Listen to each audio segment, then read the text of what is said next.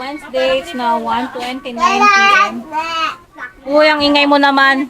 Tingka dito. Sabi mo, saan tayo pupunta? Sabi mo, mag-i-staycation kami. Dito. Sabi mo. Mag-i-staycation kami. Hindi ko alam. So, mag-staycation muna tayo. 1:29 p.m. na. Paalis pa lang kami. So, abangan nyo kung saan. Papakita ko na lang sa inyo yung place later. Pabiyahe pa lang kami papunta dun.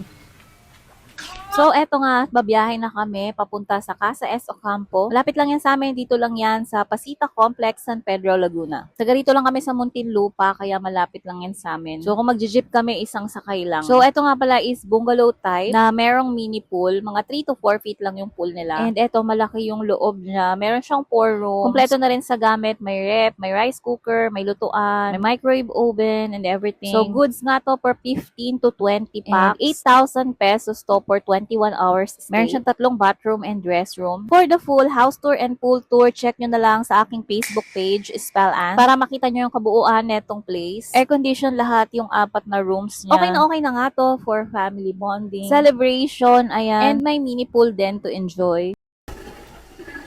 Ay, uy. Ang labot ng tama. Ay, ang sarap na ila. Nakakapagod yung biyahe. It's now 3 p.m. Napakainit sa labas. Grabe, pawis na pawis kami sa biyahe. So, mamaya update ko kayo. So, ayun, toka-toka nga kami ng food na dadalhin. Kaya, ayan, sila tita, inaayos din nila yung mga dala nilang food. Me as well. Ito yung pinaka-kitchen niya, maluwag. Kompleto rin sa gamit. May mga plato, baso, and kutsara na din. Mga pagkaing iluluto na lang yung dadalhin nyo. Kasi kompleto na sa gamit and utensils dito. Pwede mo na gamitin lahat ng appliances dyan sa kitchen. Kasama na yon sa bayad. No extra charges. And oo nga pala, bukod sa 8,000 pesos, meron kang 2,000 pesos dito na kailangang i-deposit. I forgot kung anong tawag doon, pero ibabalik nila yon bago kayo umalis after nilang i-check kung wala bang mga nasirang gamit. Ito nga pala yung mini pool niya. Kung ang gusto mo ay mag-swimming, maybe this place is not for you. Pero kung okay lang sa'yo mag-deep sa water na ganyan lang kababa, especially mga bata, super enjoy. Ayan. Okay na dito.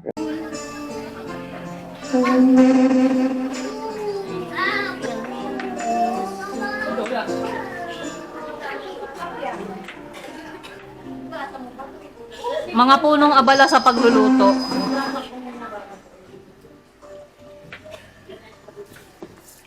So, ito yung kitchen. Dito kayo magluluto. Meron dyan isang induction cooker. Yung electric pot na gamit namin, dala yan ng tita ko kasi magluluto siya mamaya ng sabaw. May rep dito, ayan. Yung rep punong-puno agad ng laman. Nakakala mo ba, dito kami nakatira. Ayan, ito yung freezer. Ayan, bumili kami ng yelo. Nilagay na namin dyan. And yung mga frozen foods na dala namin. Ito naman yung pool. Hi! Mababa lang siya, pero nakakalamoy naman. Oh, wow! Ay, oo nga. Ayan, nagluluto sila. Wala akong silbi dito, pa-vlog-vlog lang ako. Pagagalitan ako ng nanay ko. Mano yan, luto mo na.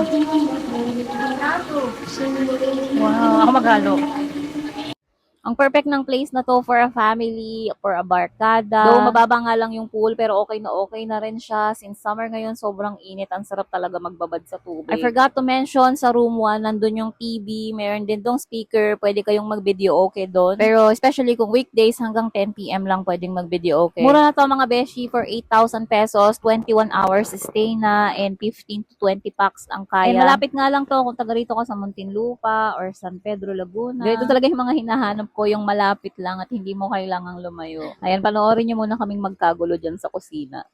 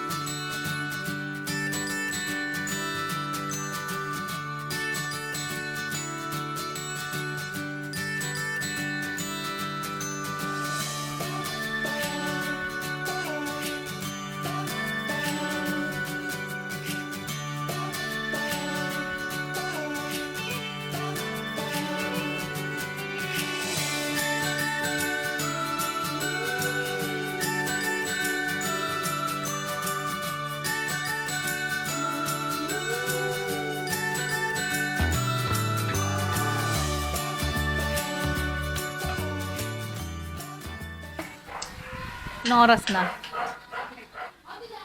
Kain tayo. Kain tayo. Diba? Minsan tayo lang tayo makatikim ng masarap na pagkain. Sabi ko nga, gusto ko lang matikman yung mga kapagkain nyo. Sa bahay para tayo nagluluto-lutuan, itlog Diba ang araw-araw. sarap? Ano ba sa'yo, pansit?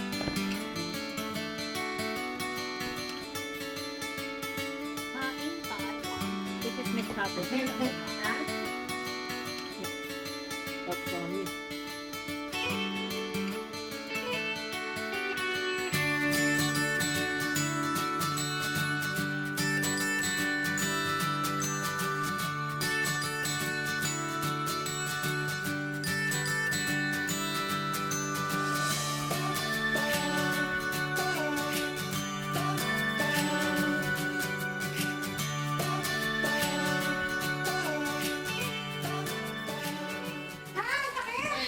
Ligo muna tayo.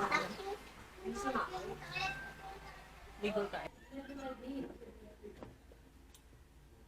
So, ito yung isang, restroom and shower. Ligo muna tayo. So, yung mag-ama ko nga pala, wala pa sila dito kasi yung anak ko may exam pa siya and si Hobbs may work pa. So, susunod na lang sila dito. Magsi 7 p.m. na nung dumating sila. And sakto nga nag-brown out pa. So, 3 hours walang kuryente. Nag-candlelight dinner kami dito. So, ito nga mga 10 na yata to nung nagkaroon ng kuryente. Magpo-blow na lang cake si Aggie at yung anak kong si Andre kasi birthday nila ngayong May. Happy birthday to you.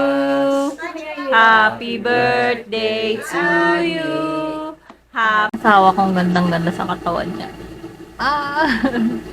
Macho yan. Show them your body. Kabidyo pa yan. So, we're here. Hindi mo ako mag-i-edit. Chinek ko lang yung mga files. Napuno kasi to. So, napuno yung memory card natin. Kaya, nagbura muna ako. Buti na lang dala talaga tong laptop. Sa bagay na-access naman siya sa phone.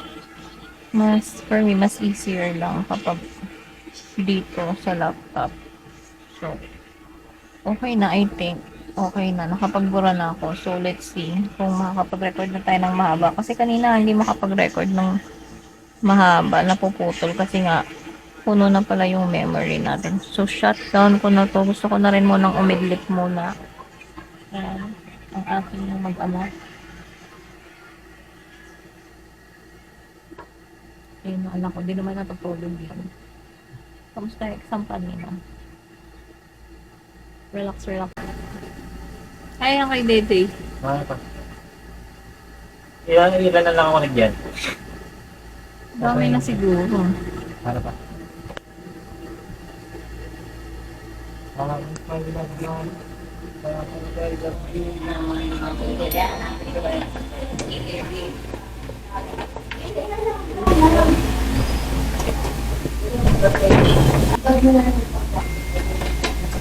Good morning. It's now 3 a.m. 2 hours late.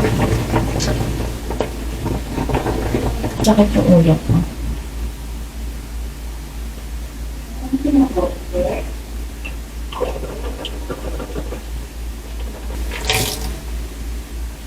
Good morning.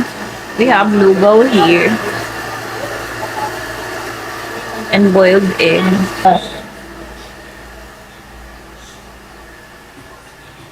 Yung mga food kahapon, hindi na picturean na videohan, nakain na. Sobrang busy. And then, napuno din kasi itong ko.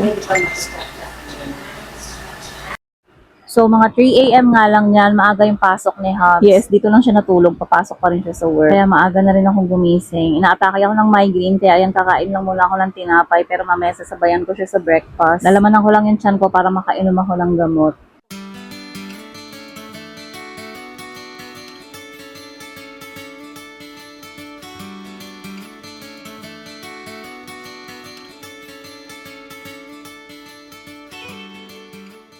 Now 3:30 a.m. So, walang mga tao dito. Pakita ko yung place, no? So, ito, may wifi dito dalawa. Ayan. password.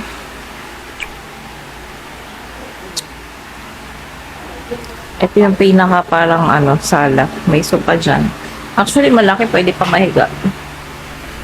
Dito pwede din mahiga. Pwede mahiga. Pwede mahiga. Ako dun sa room, 'di ba? Laki ng mirror dito.